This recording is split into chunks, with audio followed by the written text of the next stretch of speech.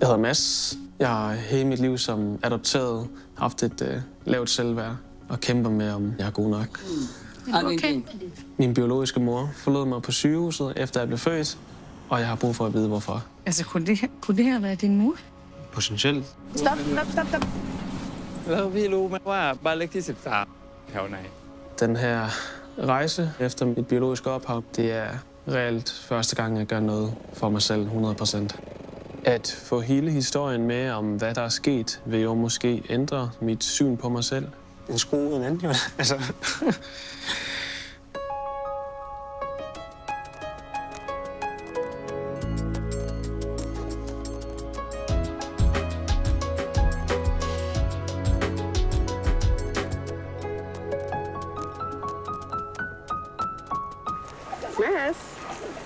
Mads! Hvis man spørger de fleste, så vil de jo nok have nogle forskellige billeder af, hvem jeg er som person. Der er ikke et entydigt billede. Jeg har altid været god til at tilpasse mig de steder, jeg kom. For mig er det vigtigt, at folk anerkender mig og synes, at jeg er god nok. Jeg har måske nok ikke verdens bedste selvsted. Et eller andet sted tror jeg, at det har måske et eller andet med adoptionen at gøre. Mads bliver født 2 måneder for tidligt på et hospital i Thailand. Han vejer under 2 kilo og har alvorlige komplikationer. Jeg fik åndedrætsvanskeligheder 1,5 time efter fødslen, og jeg fik iltbehandling i 5 dage. Jeg blev behandlet med blodtransfusion. Jeg havde 4 tilfælde af akut bronkitis, urinvejsinfektion. I dokumenterne står der, at Mads' biologiske mor er den 23-årige Somjai Simkhao, og at hun forlader Mads på hospitalet. Jamen, jeg bliver efterladt som spædbarn, så lille, til fremmede mennesker på operationsbord og gennem en masse sygeforløb. Der er det jo enormt traumatisk, og det er jo skræmmende. Selvom jeg måske ikke har den største bevidsthed dengang. Når man er så lille, så er der jo stadig noget, som påvirker en. At de første timer skulle man helst bruge med sin mor. Efter at have været indlagt i næsten 3 måneder, bliver Mads udskrevet fra hospitalet, og han kommer på et thailandsk børnehjem. Hej. Og i 1996, 2 år gammel, bliver han adopteret til Danmark. Velkommen til. Tak. På det børnehjem, der skulle man besøge det barn, man nu skulle adoptere. Og det skulle man i... Oprindeligt 14 dage. Men det gik slet ikke med dig. Fordi du var bare så ked af det. Ja. Så det fungerede ikke. Nej. Så der gik kun et par dage, og så fik vi lov til at tage det med. Okay. Helt. Fuldstændig. Ja, okay. Jeg græd jo bare.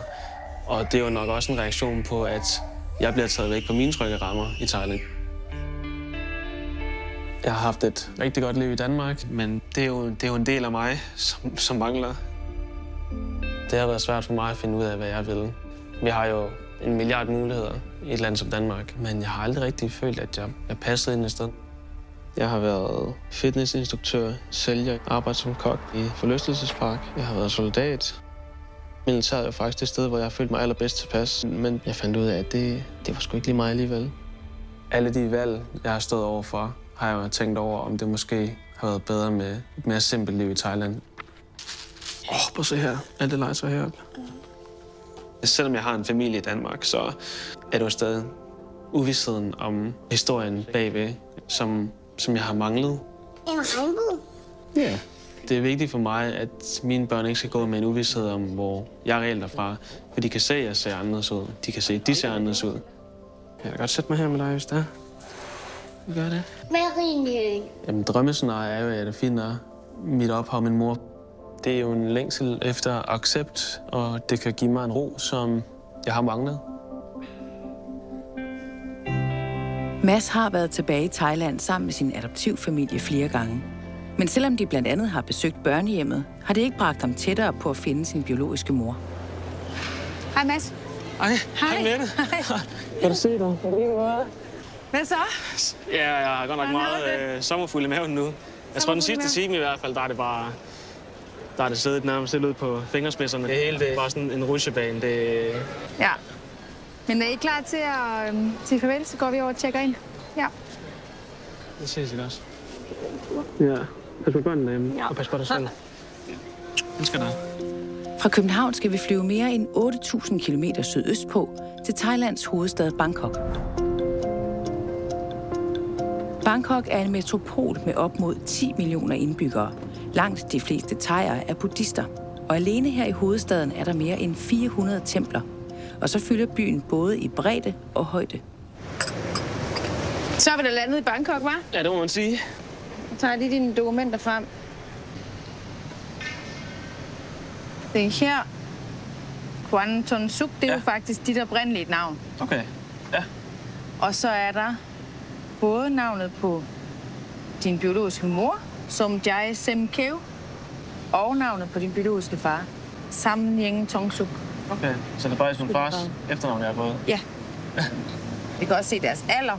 Ja. Hun har været 23, han har været 24. Okay. Og så er der en adresse. Altså her. Ja. Det er jo faktisk en gammel adresse. Okay, ja. I en provins, der hedder Surin. Men det er sådan noget 500 km eller sådan noget herfra. Hold da op. Det er langt væk. Så det er sådan, man kan jo godt undre sig over, hvis din biologiske mor, hun kommer fra Surin-provinsen, som ligger så langt fra Bangkok. Ja. Hvorfor er du så blevet født her? Ja, hvordan man så endt her? Ja. Og hvilken grund? Ja. Ten, som er vores lokale hjælper hernede, han har selvfølgelig prøvet at bruge de her oplysninger allerede, og ligesom at slå begge navne op, og også i forhold til den her adresse. Ja. Og det giver ikke noget i systemet. Nej, okay. Ja. Noget andet, som vi også kan udlede den her, det her total, det er faktisk et udtryk for, at du er barn nummer 2. Hold op. Så har jeg jo en storebror eller storesøster eller et sted. Måske. Det må man formode. Ja. Så det giver også rigtig mange spørgsmål, jo. Fordi barn nummer 2, hvad er der så sket med ham, hende? Og er hun stadig i familie, eller er hun også et andet sted i verden? Ja. Han eller hun? Selvom der er rigtig mange oplysninger her på fødselsattesten, så er der desværre ikke noget ID-nummer. Nej, okay. Og det kunne vi virkelig godt tænke os. Ja. Og det er det, vi håber på, at vi kan få på hospitalet. Ja. Planen er, at vi tager til det hospital, hvor Mads er født. Vi håber, at de kan ligge inde med flere oplysninger. Hospitalet ligger få minutters gang fra vores hotel, og vores lokale hjælper, Ten, følger os derhen. Is that the hospital there? Yeah, it's hospital. Okay. Here is the entrance. Det er 30 år siden, at Mads ifølge sine dokumenter blev født her på hospitalet, som i dag er et af Bangkoks største. Det er jo her, jeg startede mit liv, da han kom til verden.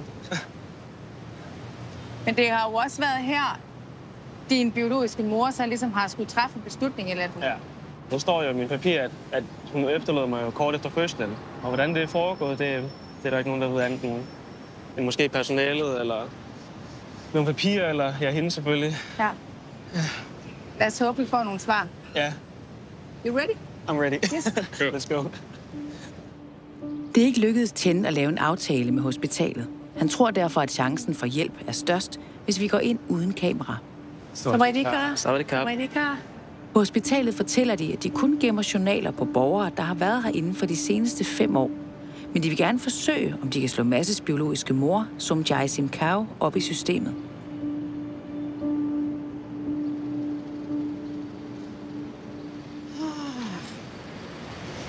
Nå.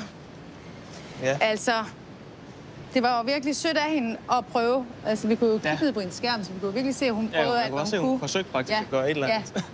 Og vi kunne også se, at der var bare ikke nogen hits. I og med, at hun ikke har været her de sidste 5 år, så har de slettet hendes papirer. Ja. Man havde lige håbet et kort øjeblik, at der måske bare lige har været et eller andet. Men desværre ikke. Sådan er det.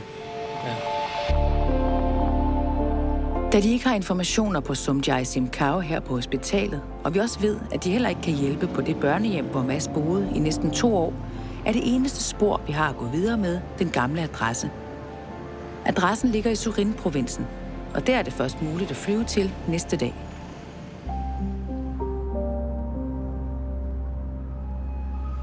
Jeg har jo i mange år haft en følelse af ikke at passe ordentligt ind, og det ligger nok også til grunden for, at jeg er blevet forladt på et hospital i Bangkok. Det er jo lidt atypisk, at man forlader sit barn, når man lige har født det. Var det, fordi man ikke blev elsket, eller var det, fordi man ikke var ønsket, eller hvad var grunden egentlig? Og jeg tror, at en stor del af adoptionsbørnene, de har måske en længsel om at føle sig gode nok. Og det er også det, jeg kæmper med.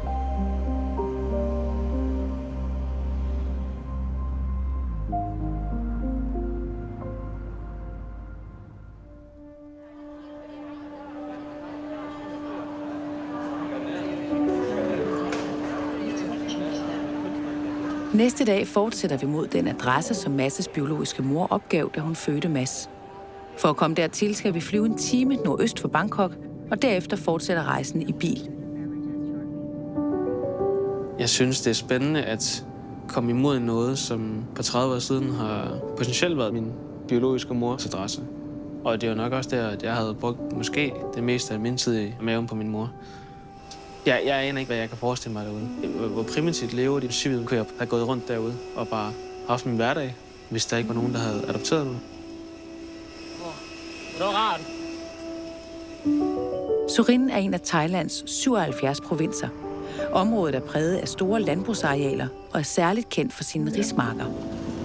Most of the people here farming. They work in the rice fields. Yeah, rice fields. And also, I think they're quite poor. Okay. They're quite poor, yeah.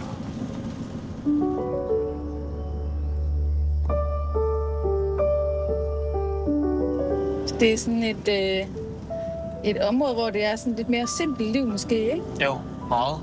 Der er ikke så mange muligheder i hvert fald. Men man har jo ligesom det, man har også. Ja. Det var sådan mit liv at se det ud, højst sandsynligt. Ja, måske. Måske, ja. Jeg synes, der er noget smukt over det der med at leve sådan et liv som det her. Det synes jeg da bestemt, at man ikke har så mange tanker og bekymringer. Der lever man bare i det, man er. Så der er noget smukt i det simple liv. Ja, det synes jeg.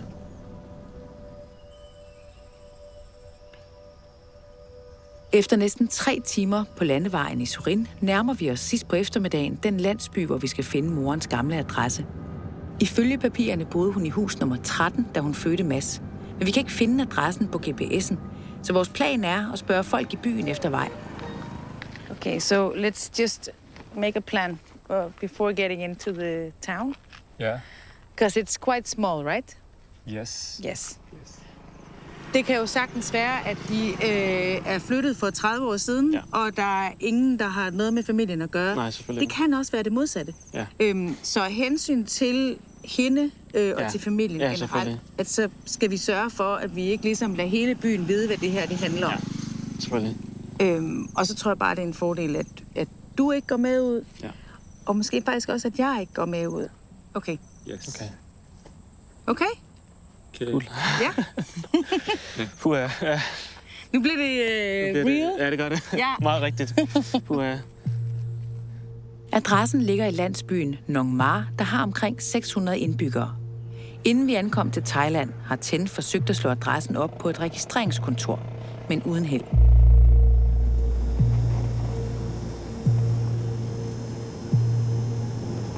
It looks really small. Yeah, it's very small. Hvad så? Ja, jeg bliver lidt nervøs og... Ja. Lidt nervøs? Ja, og spændt og... Ja. Ja. Ja, tak. Okay, moment. I will ask the lady over there. Okay. พี่ครับ แล้วพี่รู้ไหมว่าบ้านเลขที่ 13 แถวไหน ค่ะอยู่ตรงนั้นอ่ะ อยู่ซอยร้านค้าเข้าไปเลยค่ะเข้าไปอยู่ Kvinden sender os hen til der, hvor hun mener, at hus nummer 13 er. Men vi kan ikke se noget skilt med nummeret. And there's somebody in there. somebody there. Yeah. Stop. ลุงบ้านเลขที่เท่าไหร่อ่ะ 4. อ๋อ 4 เหรอ บ้านเลขที่ 13 ลุง Selvom manden bor i nummer 4, ved han ikke, hvor hus nummer 13 er. Husnummerne her i landsbyen ligger nemlig ikke i kronologisk rækkefølge. You see the plate over there? Yeah. It's 42. 42 and 6 and 94. Okay, yeah. Yeah, So, it's just like randomly, you yes, know. but it's impossible to guess where it is because it's completely random.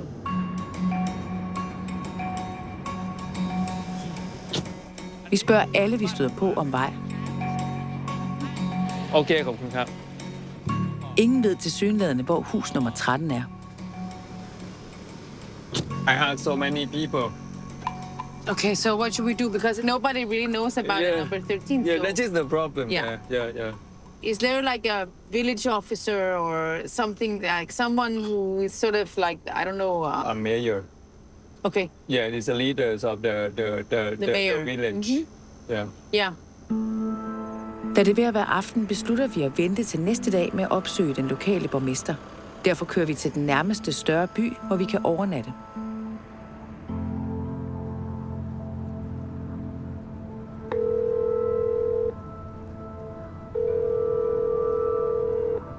Hej, skat. Hej, far. Hej, Mathilde. Har du det godt? Hvornår er du hjem? Der går lige nogle dage nu, skat. Savner du far? Ja. Ja, jeg savner også bare, skat. Hvordan går det? Vi har jo brugt hele dagen på at køre rundt. Ja, så det var bare en ærgerlig følelse over, at nu var man så tæt på, og så alligevel så langt fra. Men hvad gør det med dig, når du står i et område, altså, som muligvis kan være landet af dine forældre, eller kunne have været? Det er bare meget overvældende, det hele. Ja. Jeg savner dig, vi savner dig alle sammen. Det er ikke så sjovt at sove selv. Jeg synes ikke, det er særlig sjovt at sove selv. Og slet ikke i aften i hvert fald, med alle de kakkerlakker der. Hold da op. Jeg ved ikke, om jeg får lukket et øje i nat. Jeg aner ikke, altså det... Ej, jeg kan godt forstå det. Nå. Ja. Okay. Vi skriver, så vi snakkes. Det gør vi. Pas godt på dig. Elsker dig. Elsker også dig. Hej. Hej.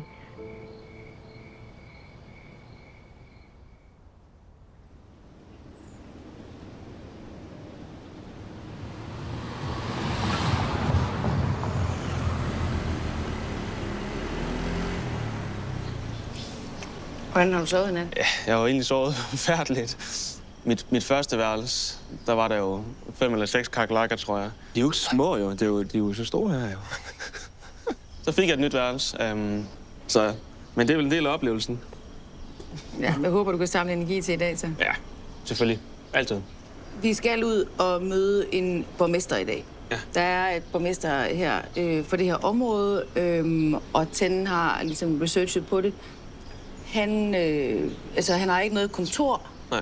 Det er ligesom hjemme hos ham privat. Ja, okay. Så det er lidt for tidligt at dukke op nu. Ja. Det betyder, at vi har noget tid her for morgenstunden. Og der har Ten faktisk lavet en aftale med en rigsbonde for at sådan få chancen for at få lidt mere indblik i, hvordan kunne dit liv faktisk have set ud, hvis du var blevet her. Spændende. Så det glæder mig til at se, hvordan det egentlig rigtig foregår, sådan, altså tæt på en oplevelse i hvert fald. Ja. Skal vi bare lige have... Det sidste er vores asketiske morgenmåltid. Ja. Det er ikke så tit, at spiser sådan en gang morgenmad her. Nej, stegte ris. Nej. Men en gang skal det være den første.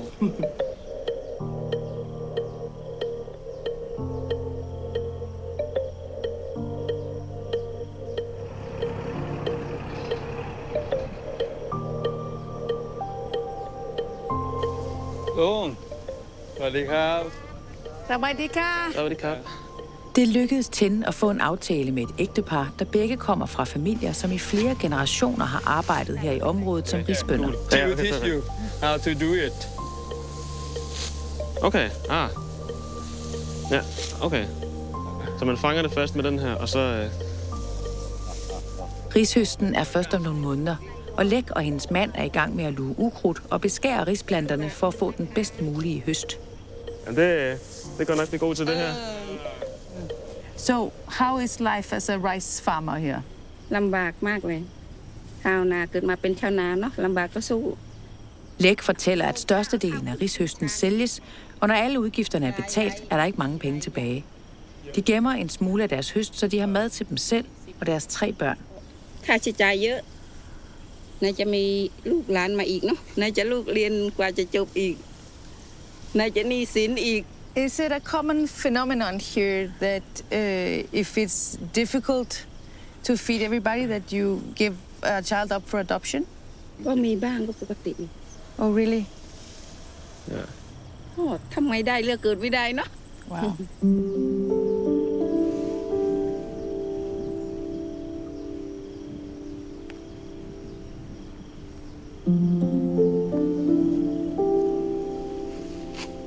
Man må sige, at det her liv står i kontrast til dit liv derhjemme, ikke?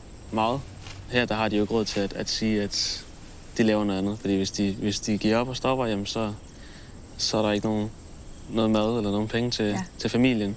Og så, hvad gør man så?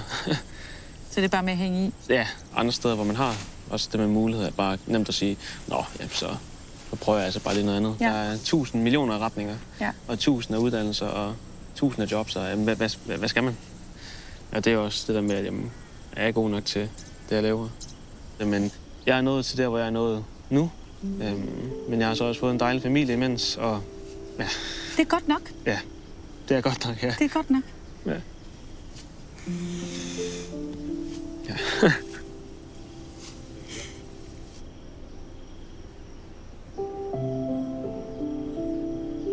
Det var måske en kende naivt at tænke, at det er simplere liv vil være bedre. Så kan man jo så et eller andet sted være glad for, at man lige pludselig har så mange muligheder. Det giver mig også lidt mere ro, at det faktisk ikke er unormalt, at man er nødt til at bortadoptere sine børn for ligesom at kunne brødføde familien. Men så også samtidig med at håbe på, at barnet måske kan komme ud et sted, hvor der er netop det her liv med lidt flere muligheder end det her. For derude har de jo ikke særlig meget overhovedet, faktisk. Vi er taget tilbage til Nong Ma og borgmesterens hjem. Det er normalt i mindre byer i Thailand, at borgmesteren har kontor i sit private hjem. สวัสดีครับผู้ใหญ่อยู่ไหม Det er jo noget af et borgmesterkontor. Ja, det må man sige. Ja. I think he's not here. Okay. He's not here. Maybe the phone number. Okay, ja. Den gamle mand virker forvirret og kan ikke hjælpe os, men vi finder et nummer på borgmesteren.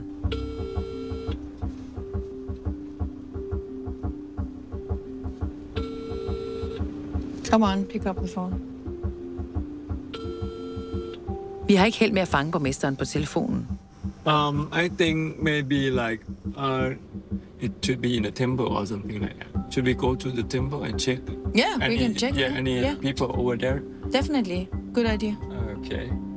I Thailand fungerer templer i de mindre byer også som et samlingssted for byens borgere, så der kunne være en chance for at finde borgmesteren ved templet. Looks quite empty. Yes. So these monks, are they living here? Yes, they're living here. Yes. สวัสดีค่ะ สวัสดีครับหลวงพี่หลวงพี่เห็นผู้ใหญ่แถวนี้มาแถวนี้บ้างไหมผู้ใหญ่บ้านน่ะไม่เห็นบอกวันนี้ไม่ได้มีกิจกรรมอะไรที่นี่เนาะไม่เห็นเนาะโอเคครับI just asked that did you see them oh maybe he's calling back oh yeah he's calling back ผู้ใหญ่ครับผู้ใหญ่อยู่ที่บ้านไหมครับวันนี้ Borgmesteren er til et møde i en anden by og kan derfor ikke hjælpe os. Men han tilbyder at få sin assistent til at møde os på hans kontor. Okay, 15 minutes. So we should go back to his house. His house. Yeah, sure. Yes. Great. Nice.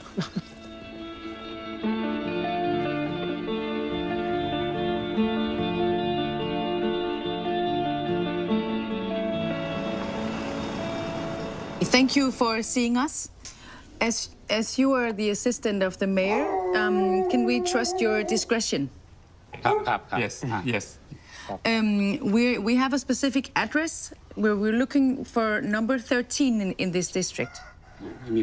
Okay. Nobody's there. Okay. We would still like to see it though. นี่จะเข้าวัดบ้านก็อยู่ตรงนี้อยู่สุดหมู่บ้านเลยเนาะใช่ไหม And this is the temple? This is the temple. Okay. Yes. เอาเข้าไปซอยที่มีร้านค้า Do you know anything about the family that used to live there? นี่ไม่เคยครับเพราะผมมาอยู่นี่ผมก็ไม่เคยเห็นเขาเลยไม่รู้จักกันไม่รู้จักยังไง Assistenten har ikke været i byen så længe, så han foreslår derfor, at vi prøver at kontakte borgmesteren igen. For som borgmester gennem mange år kender han borgerne bedre. Okay. Tak kun klar. Thank you. Thank you.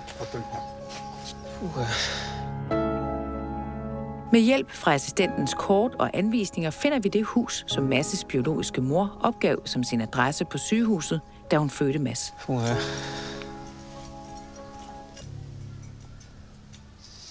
Hvordan er det at stå her? Det er jo totalt surrealistisk at stå her, hvor Min mor har været gravid her, og det er jo en bekræftelse på, at huset eksisterer. Og at det er altså ikke bare noget, som der er blevet skrevet. Og at det måske bliver lidt mere virkeligt. Ja. I stedet for nogle navne på et stykke papir. Ja, eller... lige præcis, ja. Det er jo ikke til at sige, hvornår det her hus er blevet forladt. Det ved vi jo heller ikke noget om. Nej, overhovedet ikke. Og om de sidste, der har boet i det. Der kan jo også have boet nogle andre i mellemtiden. Ja, det er rigtigt. Jeg gad bare virkelig godt at vide noget mere om, hvornår er de taget herfra, hvor er de taget hen. Ja. Altså, hvad som helst i virkeligheden, som kan lede os i en eller anden retning. Ja, netop. So, is it okay that we can go in? Do you think we can? Yeah.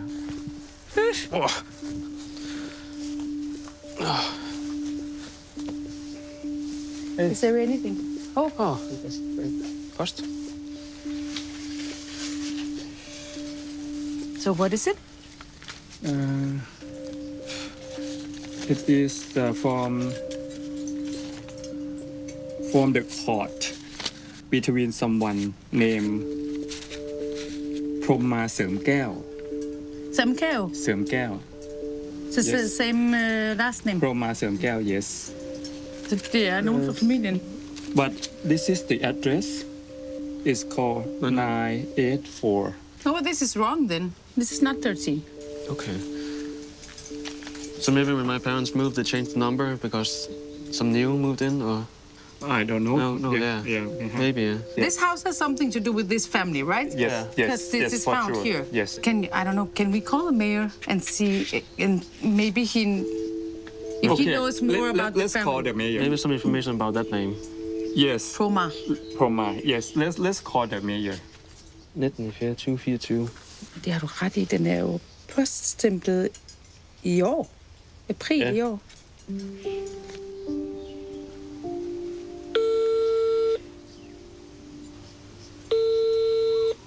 Borgmesteren tager ikke telefonen, og Ten prøver derfor diskret at spørge naboerne, om de kender til familien, der har boet i huset. Did they know anything? They said this is abandoned house for over 10 years. 10 years. Yeah.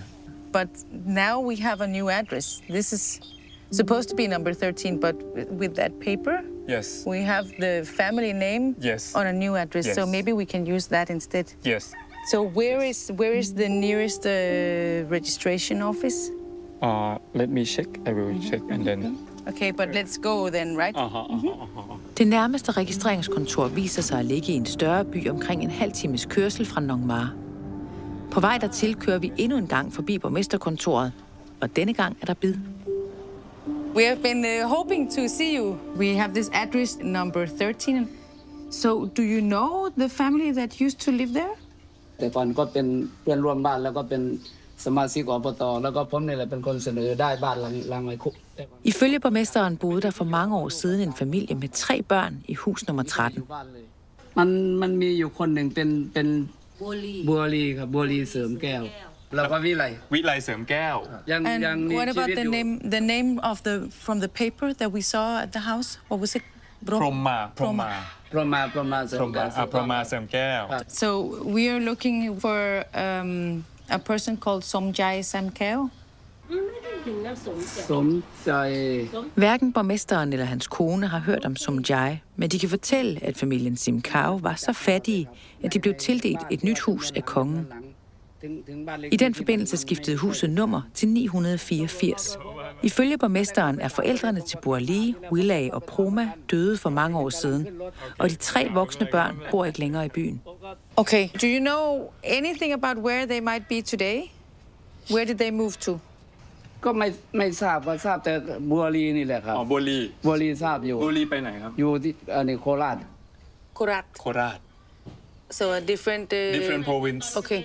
ลูกนางบัวลีนี่ว่าคล้ายๆกันเลย We live in a family. Okay. Okay. Det er noget bekræftelse på, at der har været nogle folk, der er nogen, der har kendt dem, som jeg åbenbart ligner. Thank you so much, Kapten Ka.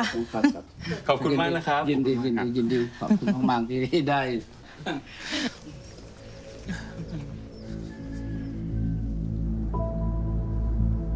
Vi fortsætter nu mod det lokale registreringskontor.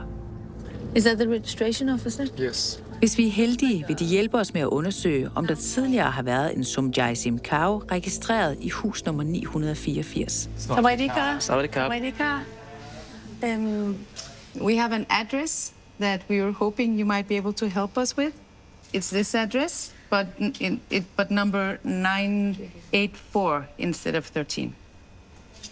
984 ครับ We were hoping that you might be able to help us to check whether there's been some people registered at this address.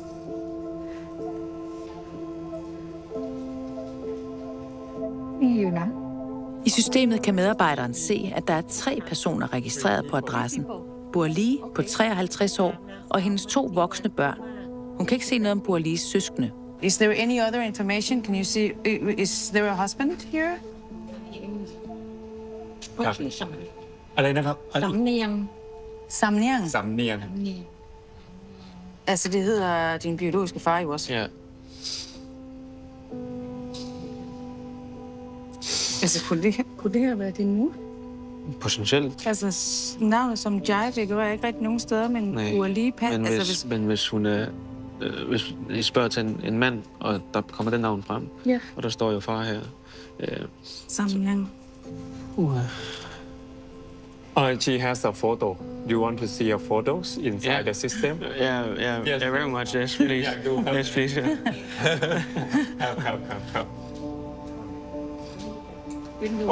Venter.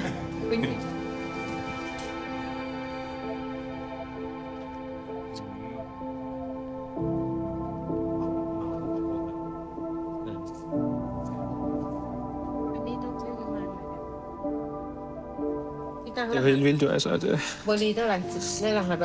var første gang, jeg så min mor i 30 år jo. Til synligheden, så har hun jo fået 2 andre børn. Ja. Og som ikke er blevet bortadopteret. Det er jo stort. Det er jo kæmpestort. Vi skal bare lige finde dem. Vi skal bare lige finde dem, ja. Ja. So they can't trace Burli to a new address? Would that be possible? Da Burli og de 2 børn stadig står til at bo på adressen i Nong Ma, kan de på registreringskontoret desværre ikke se, hvor hun reelt bor i dag. Men for at få så mange oplysninger som muligt, spørger vi ind til alle de personer, der har en tilknytning til Burli. What is the surname of Samniang?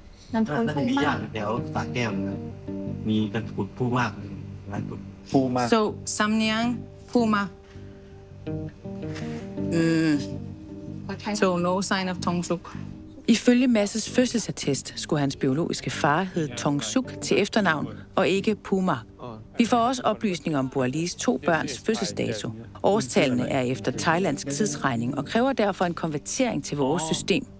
Men på registreringskontoret kan de oplyse os om, at sønnen er 30 år, ligesom Mads. 26. oktober.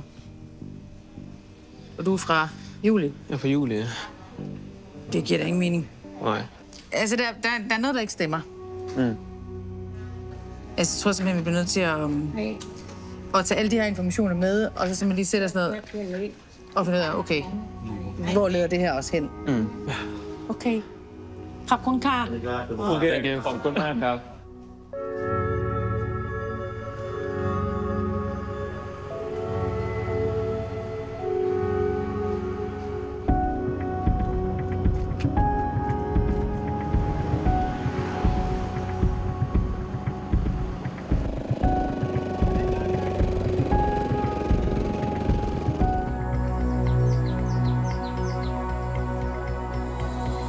Hvordan har dagen på dagens strabasser? Det har været en rutsjebane af følelser. Følelsen gik fra at være en kæmpestor glæde, og det her, yes, endelig, til at være sådan lidt, jamen, hvad foregår der, og er det den person, vi leder efter? Er det overhovedet, ja. Prøv, jeg forstår det virkelig godt. Vi fik jo alle de her navne og fødselsdatoer, da vi stod inde på registreringskontoret, og der fik vi jo at vide, at der var ligesom ud over Burli på 53, at så var der også hendes 2 børn, som var tilknyttet den samme adresse. Og hvor vi fik fødselsdatoerne, men hvor dem skulle tænde jo ligesom hjem og regne på, fordi de der årstal, de var thai-årstal. Og dem har han regnet på nu. Og den ene er født i 96, og den anden er født i 1993, det vil sige året før dig. Ja. Så i virkeligheden, så kan det faktisk godt lade sig gøre, at I har den samme mor. Ja. Men i og med, at det er forskellige navne, vi har med at gøre, så ved vi stadigvæk ikke, om det er et rigtigt gæt, vi er ude i. Nej. Det, der bare sådan binder det hele sammen, det er jo, at de er knyttet til den adresse. Ja. Der er jo mange ting, der stemmer overens, men det bliver jo mere og mere kaotisk et eller andet sted. Ja. Om man vil det eller ej. Det kan jeg godt forstå. Men under alle omstændigheder, så er det Burali her, som er vores bedste spor. Altså, og også i og med, at borgmesteren sagde, at hun er flyttet til Korat. Ja. Det er en konkret by, hvor vi så kan søge efter hende. Ja. Der er jo så sket det, at borgmesteren har ringet tilbage til Tenne og sagt, at han har fundet en kilde, som mener har information, som kunne være relevant for os. Jeg kunne sindssygt godt tænke mig at komme ud og mødes med den kilde, som borgmesteren har mødt. Ja. Nu skal vi få en hoved af hale i det her. Det er jo et skridt tættere på målet. Det er rigtigt. Ja. Det er godt. Det er ja-hat. Ja. Skål. Skål.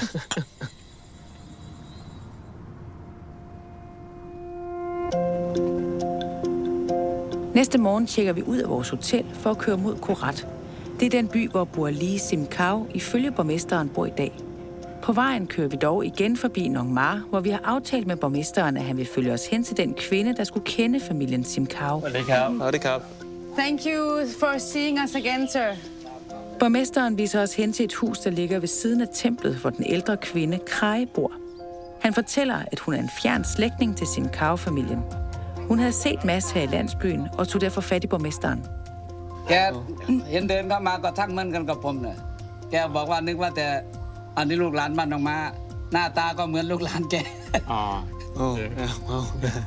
So can we come in and have a conversation with her, maybe? Krai inviterer os indenfor i sit hus. Hun har boet her i byen hele sit liv.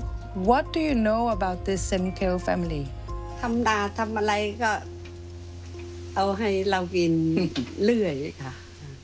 Krai arbejdede i Rismarken med forældrene til de 3 børn, som boede i hus nummer 13. Ligesom borgmesteren fortæller hun, at de 3 voksne børn hedder Promar, Burali og Wilai. And what about a Somjai?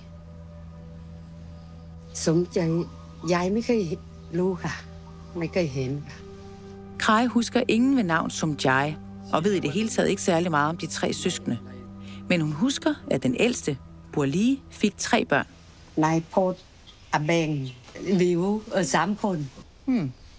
We only found 2 children registered in the address with Burali, so it's interesting for us to hear that there might have been 3.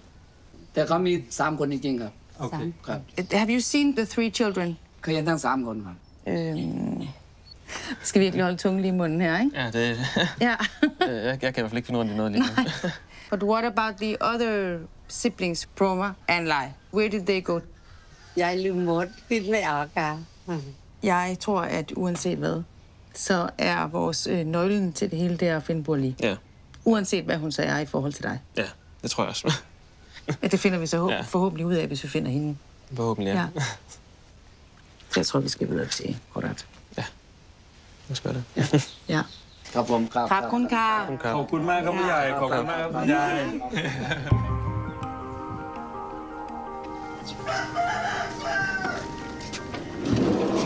Ja, forvirringen blev lidt total lige pludselig. Igen? Ja, igen.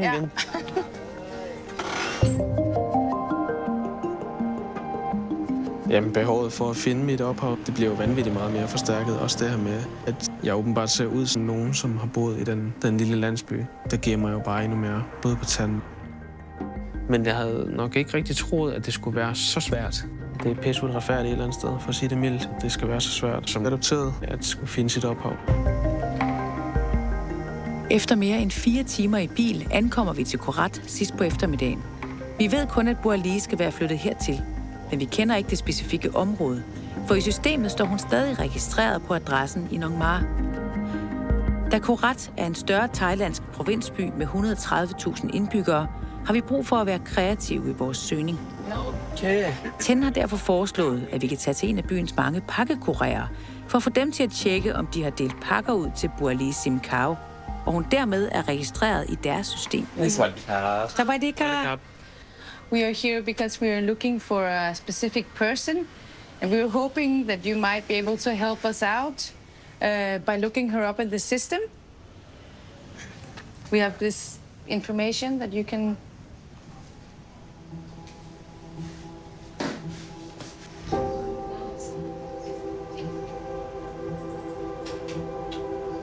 Burli Simkao วัดพายัพ อยู่ตรงไหนนะครับพี่ วัดพายัพ วัดพายัพ So if she looks up the name, she gets the address of a temple? Yes. Okay. Vildt. det var ikke. That's not what I expected. So a temple.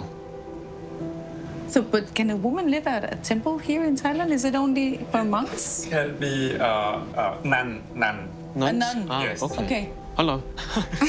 Det tager mange drejninger, det her. Ja, det tager mange drejninger. Det er dejligt. Vi må se, hvad vi finder, når vi kommer derud, men altså... Det er et godt tegn. Kapkun Kar. Kapkun Kap. This was a tremendous help. Thank you. Thank you very much. Thank you ค่ะสิดูมา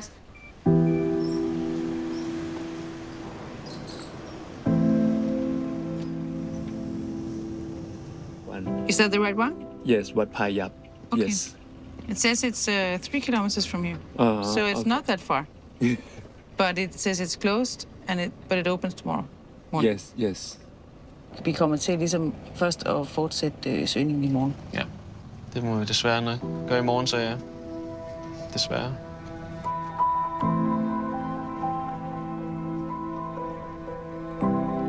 Jeg er nok et eller andet sted rigtig bange for at håbe for meget lige nu. For hvem er hende her Burli? Og hvem er Somjaya? Er det en og samme person, eller har det altid været 2 personer? Jeg vil bare gerne vide, hvem min familie er, hvem min mor er, og hvad der er sket for 30 år siden. Jeg vil bare gerne have et svar snart, tror jeg.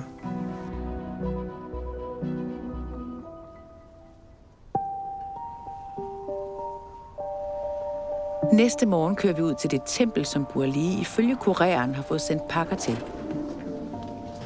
So, we need to find somebody that are affiliated to the temple, right? Yes. To ask for Burli. Yes. Der er tomt omkring tempelområdet, og vi prøver derfor, om vi kan finde administrationsbygningen. So in there? Yeah, I'm not sure because it's quiet now. I will need to... We go together. No, your woman.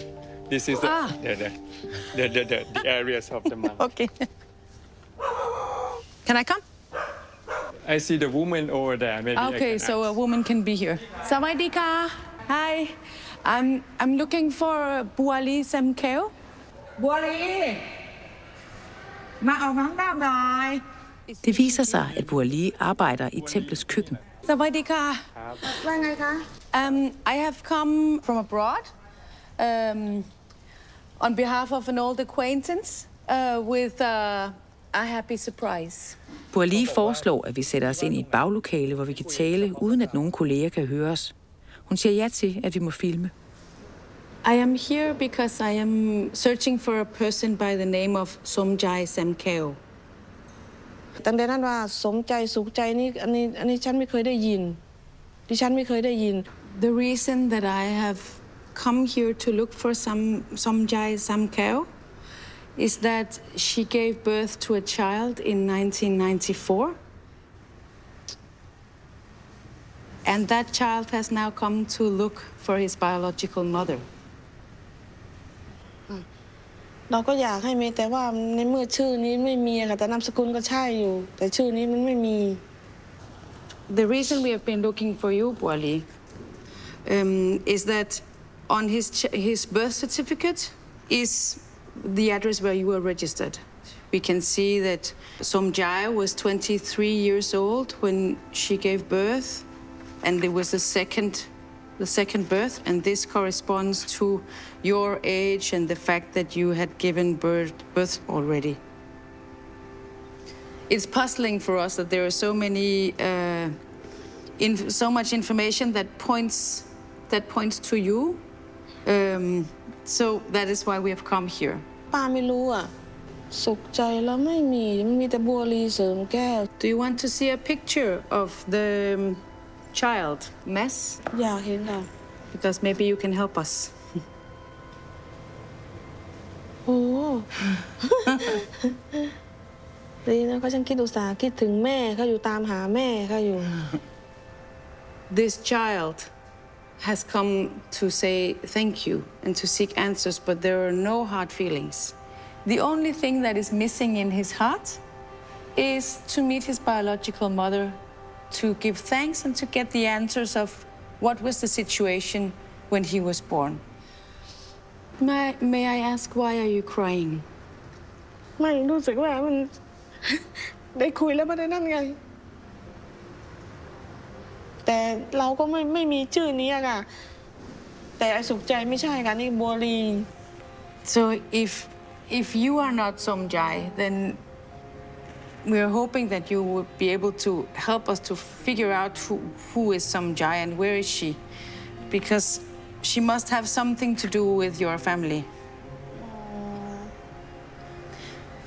เกี่ยวข้องแบบไหนเนาะ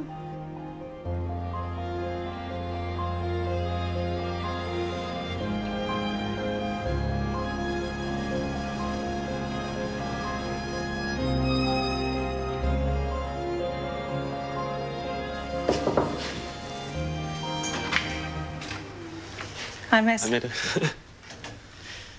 Hvordan har du haft det? Jeg har godt kunne mærke, at jo mere tid der gik, jo mere nervøs blev jeg. Ja. Vi har mødt Burli. Ja. Jeg startede selvfølgelig med at spørge, om hun kendte noget til navnet Somjai. Ja. Hvilket hun benægtede. Okay. Men på den anden side, så blev hun enormt berørt over, at vi var der. Så for mig, der pegede det ligesom i to forskellige retninger. Hun siger en ting, men hendes opfølgende spørgsmål, hendes interesse og hendes sådan følelsesmæssige tilstand, synes jeg pegede i en anden retning. En skrue en anden, jo. Altså.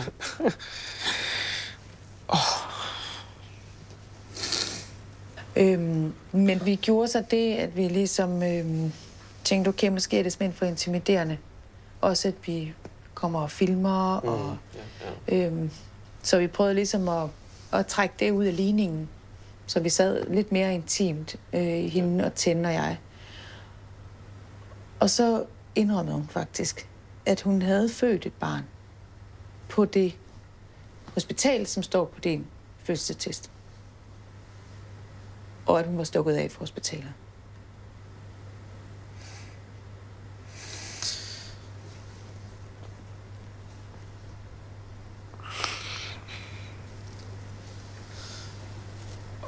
Okay. Men hun benægtede, at hun har kaldt sig selv Somjai på det tidspunkt. Altså, jeg er ked af, at jeg kommer med sådan en mellemregning til dig her, men vi er også bare for at forberede dig på, at det kan godt være, at det ikke bliver nemt, det her. Altså, da vi gik derfra, var det med en aftale om, at vi skulle komme tilbage om nogle timer, hvor vi skulle mødes hjemme hos hende selv under mere private former. Så det kan godt være, at hun ligesom, når hun har haft nogle timer til at fordøje det chok, det kan godt være, at tingene ser anderledes ud på det tidspunkt. Det kan også være, at det ikke gør. Ja. Okay.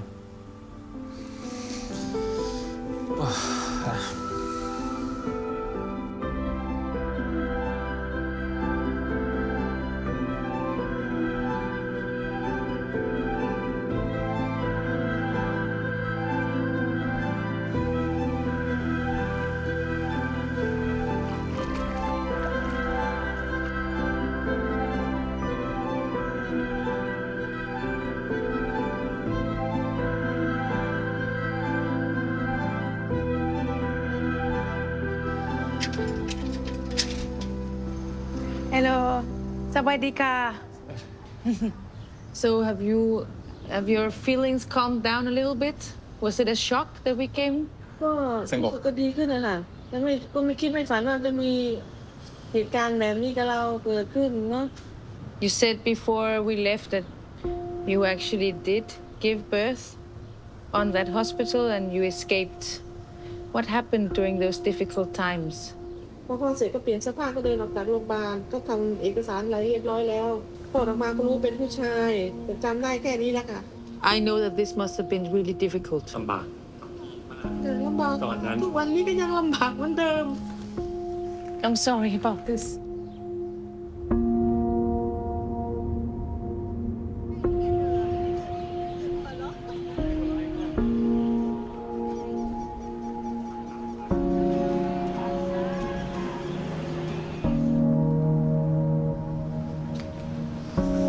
Hej Mads. Hej Mette.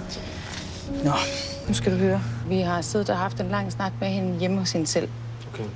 Hun indrømmer, at hun med vilje har skrevet Somjai, selvom der ikke er nogen, der hedder Somjai. Så det er derfor, vi ikke kunne finde Somjai. Ja. Men det betyder, at Burli er din biologiske mor. Hun har haft et meget kompliceret liv. Okay. Og hun var meget følelsesladet. Men det er jo, altså det er en hemmelighed, hun har gemt på i 30 år. Altså jeg er super glad, selvom det ikke virker sådan. Altså det er at det er også bare en stor besked jo, og det er også lidt den besked, jeg har håbet på selvfølgelig. Men jeg synes også bare, det er vildt, at jeg har været en hemmelighed et eller andet sted på grund af et kompliceret liv, og det er også fair nok. Men hun var altså ikke uberørt af situationen. Nej. Det var meget, meget følelsesladet snak. Ja. Og jeg spurgte hende, om hun havde lyst til at møde dig, og det ville hun rigtig gerne.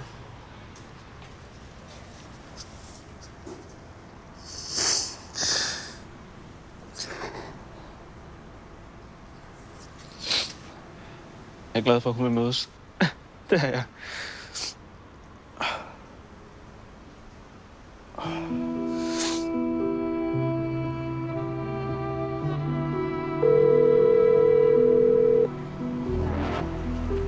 Hallo, min chat. Hallo. Lang dag. Ja, det kan jeg godt forestille mig. Og de har så været og snakket med hende igen. Og her indrømmer hun faktisk, at det navn, der er opgivet på min fødselsattest, det er faktisk et falsk navn. Somjai, fordi det er en, der ikke eksisterer. Det er simpelthen bare et opdigtet navn, og det har hun bare gjort for at beskytte sig selv. Så hun er faktisk min mor. Okay. Hun har holdt hemmeligt i 30 år for alle, selv for hendes mand. Puha.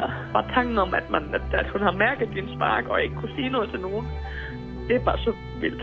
Så moren skal mødes med hende, så det er en rejse. Ja, men du har fandme fundet din brik. Ja, prøv at tænke. Det er faktisk pigernes farmor.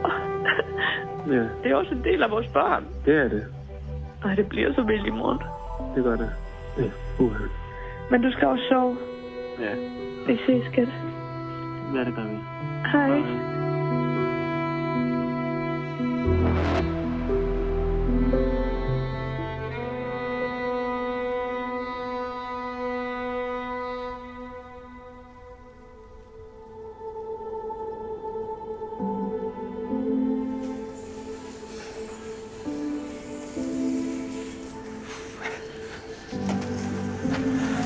Hej Mads.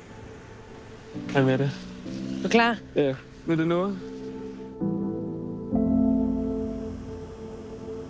Det er jo sådan lidt en uvirkelig situation, som man lige pludselig står i. Man kan jo godt sige, at det er en følelse af, at det har ventet hele livet, det her. Det er jo ikke kun mig, som skal møde hende, men også hende, der skal møde mig.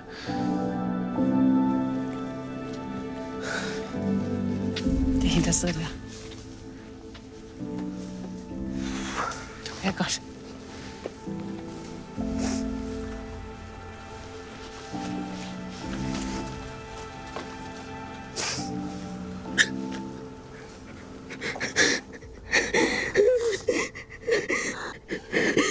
แม่ขอโทษนะลูกแม่ไม่ได้ตั้งใจทิ้งหนูเลย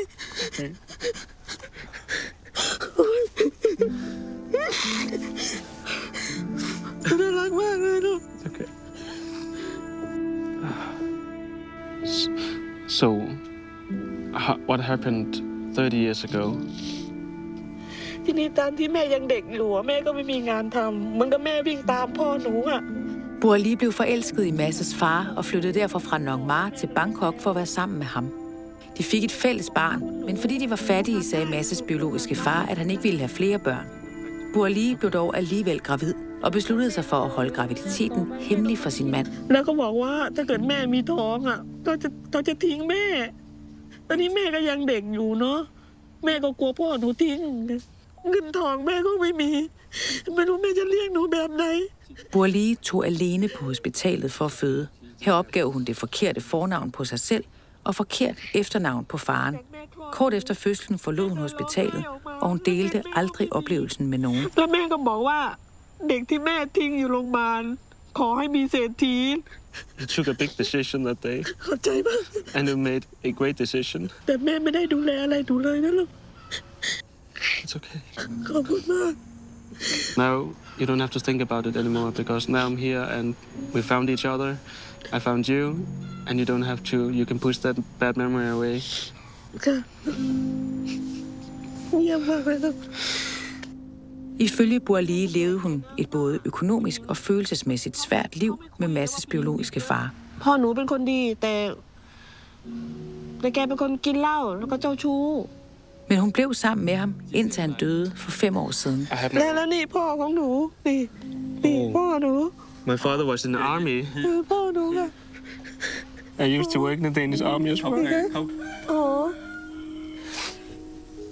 ลูกจะโกรธแม่เลยค่ะ I'm not mad. I'm not angry, and will never be. โอเคค่ะโอเคมากเลยโอเคลูก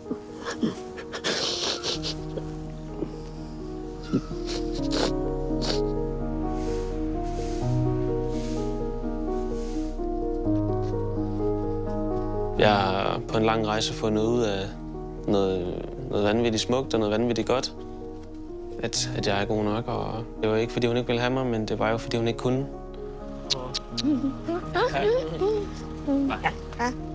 ชอบใจใหญ่เลย Boerlige har inviteret os med hjem. Hun bor i en bolig, der hører til det tempel, hvor hun arbejder i køkkenet. นี่แหละแม่ก็อยู่อย่างนี้แหละ Det at se hende, det kan jeg bare mærke, at det er jo egentlig ikke særlig simpelt at have et simpelt liv. Så det der med det simple liv, det tror jeg måske, jeg ligger lidt fremme. Og også faktisk have en større portion taknemmelighed for de muligheder, man har. Your sister. Yeah. Udover Mads har Boerlige fået 3 børn. Ingen af børnene bor her i byen, og den ene søn bor i Taiwan. Så Boerlige ser kun sjældent sine børn og børnebørn. แบงค์ แบงค์โมเมนต์เดี๋ยว ฮัลโหล Hello, big brother. ดีใจครับ Efter vores møde med Boerlige i går, har hun nu fået talt med sine børn og fortalt dem om Mads. I don't know what to say. I'm speechless. Det må også bare være livscentrene for hende. Endelig få snakket om noget, som hun ikke har kunnet dele med nogen. Ja, det does, ja. Hun har været så bange i 30 år og ikke sagt noget, og så bliver det bare taget imod med åbne arme, og det er stort. A little bit spicy. A little bit, okay. I'll take my chances. Oh yeah, you're right. Don't forget that. How does you feel that it's not a secret anymore? รู้สึกดีใจรู้สึกโล่งค่ะเราไม่เคยลืมเด็กที่เราเดินออกมาจากเขาเลยเพราะว่ามันอยู่ในใจเรา